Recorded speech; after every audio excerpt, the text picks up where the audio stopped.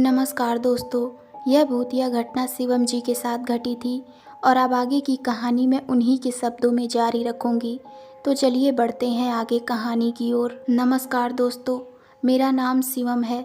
आज मैं आपको मेरे साथ घटी एक अजीबोगरीब दास्तान सुनाने जा रहा हूँ। यह बात उन दिनों की है जब मैं 9वीं कक्षा में पढ़ता था। तब मेरी उम्र सिर्फ 14 साल की थी। उस समय मैं अपनी फैमिली के साथ रहा करता था। मेरी फैमिली में मम्मी पापा और मेरी छोटी बहन प्रिया थी। मेरे पापा सरकारी नौकरी किया करते थे, इसलिए हमें सरकारी क्वार्टर्स में रहना पड़ता था। जब मेरे पापा का प्रमोशन हुआ था तब हमने उस कॉलोनी में एक बड़ा सा फ्लैट लिया। उसके बाद हम नए फ्लैट में शिफ्ट हो गए। मैं वहाँ बहुत खुश था क्योंकि मुझे रहने के लिए एक बड़ा सा कमरा मिल रहा था जहाँ मैं अपनी सारी किताबों को अच्छे से रख सकता था। पर पता नहीं क्यों, जिस दिन से हम उस घर में रहने के लिए गए थे तब से मुझे उस घर में अजीबोगरीब बेचैनी महसूस हो रही थी। ये बेचैनी क्यों हो रही थी? जल्द ही उससे मेरा सामना होने वाला था। मुझे अक्सर देर रात से सोने की आदत थी क्योंकि मैं हर रात टीवी पर एक नई हॉरर फिल्म देखा करता था और मेरे मम्मी पापा और मेरी बहन दूसरे कमरे में जल्दी सो जाते थे। शुरू में सब कुछ ठीक था, लेकिन अचानक मुझे एक रात को जब मैं अपने बेड पर बैठकर मूवी देख रहा था तो अचानक मुझे रूम के बाहर से किसी की आवाज़ सुनाई दी। मुझे लगा मेरी मम्मी पानी पीने के लिए उठी हैं, इसलिए मैंने शुरू में उस आवाज़ को इग्नोर किया। अब मैं अपनी मूवी एंजॉय कर रहा था, लेकिन 4-5 मिनट के बाद फिर से वही आवाज़ आने लगी। वह आवाज़ किसी औरत के चलने पर उसके पायल से आ रही थी। पायलों की छन छन की आवाज़ मेरे कानों तक साफ साफ गूंज रही थी। डर की वजह से मैंने टीवी का साउंड कम कर दिया और सीधा झटपट एक चादर ओढ़ लिया, लेकिन बाहर से वही आवाज़ आ रही थी, छन छन की। यह आवाज़ सुनकर मेरा शरीर कांपने लगा और मेरे रोंगटे भी खड़े हो गए। आवाज़ लगातार आ रही थी। वह आवाज़ 4-5 सेकंड के लिए सुनाई देती थी, उसके बाद बंद हो जाती थी। फिर बाद में 3-4 मिनट के बाद फिर छन छन की आवाज़ सुनाई देती थी। ऐसा लग रहा था मानो जैसे कि कोई भारी पायल पहनकर चल रहा हो। मेरा दिल जोर जोर से धड़क रहा था। ऐसा लग रहा था कि अभी मेरा हृदय छाती में से बाहर निकलकर मुंह को आ जाएगा। उस वक्त मुझे कुछ समझ नहीं आ रहा था कि मैं क्या करूं। मैंने निर्णय लिया कि मुझे अपने मम्मी पापा को उठाकर सारी बातें बता देनी चाहिए। मैंने हिम्मत करके दरवाज़ा खोला। उस समय वही आवाज़ बिल्कुल मेरे सामने से आ रही थी।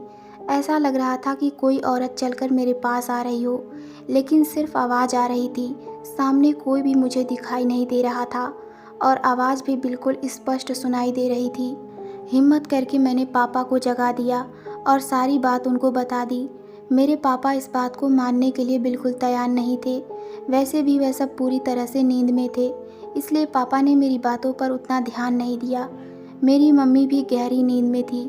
पापा ने कहा, लाइट बंद करके सो जाओ, कोई सपना देखा होगा। किसी ने मेरी बात पर ज़्यादा ध्यान नहीं दिया। बाद में मैं चुपचाप हनुमान चालीसा ईयरफोन में सुनते सुनते सो गया। ऐसे ही 3-4 दिन निकलने के बाद एक रात को फिर से वही आवाज़ सुनाई दी। समय के साथ मुझे उस आवाज़ की आदत पड़ गई और मैं अपने ही घर में डरा डरा सा रहने लगा। मैंने नोटिस किया कि वह आवाज़ ठीक रात के 10 बजे के बाद आया करती थी। पर एक बात तो पक्की थी कि वह आवाज़ सिर्फ मुझे ही सुनाई दे रही थी और मेरे घर के किसी और मेंबर को नहीं। कभी कभी मैं उस आवाज़ से बहुत डर जाता था, लेकिन ईश्वर की कृपा थी कि मुझे वह आवाज़ कभी नुकसान नहीं पहुंचाई और ना ही मेरे परिवार को। 8-9 महीने के बाद मेरे पापा का ट्रांसफ़र हो गया और हम एक नए फ्लैट में शिफ्ट हो गए। हमारे यहाँ से जाने के बाद इसी फ्लैट पर वर्मा अंकल का परिवार रहने के लिए आया, जो हमारे जान पहचान के लोग थे। वर्मा अंकल का बेटा मेरा बहुत अच्छा दोस्त था और उनकी फैमिली काफ़ी अच्छी थी। एक दिन वर्मा अंकल संडे को हमारे घर पर आए और हमसे पूछा कि आप लोगों को कभी कभी कोई पायल की आवाज़ सुनाई देती थी। बस यही बात सुनकर मुझे पूरा यकीन हो गया था कि वह कोई मेरा वहम नहीं था। वर्मा अंकल के पूरे परिवार ने पायलों की छन छन की आवाज़ सुनी थी। मेरे मम्मी पापा को यकीन हो गया कि मैं झूठ नहीं बोल रहा था। बाद में वर्मा अंकल ने घर में पूजा पाठ करवाया। हमने ये बात जानने की कोशिश की थी कि उस घर में आखिर हुआ क्या था। आगे जाकर पता चला कि उस घर में एक नहीं बल्कि 6-6 आत्माएं रहती हैं।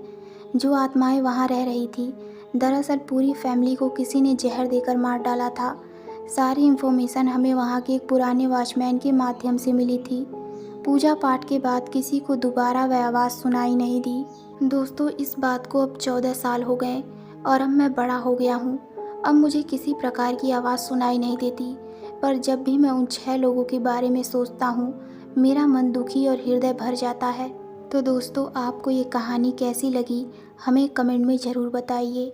तो मिलते हैं एक नई डरावनी कहानी में। धन्यवाद।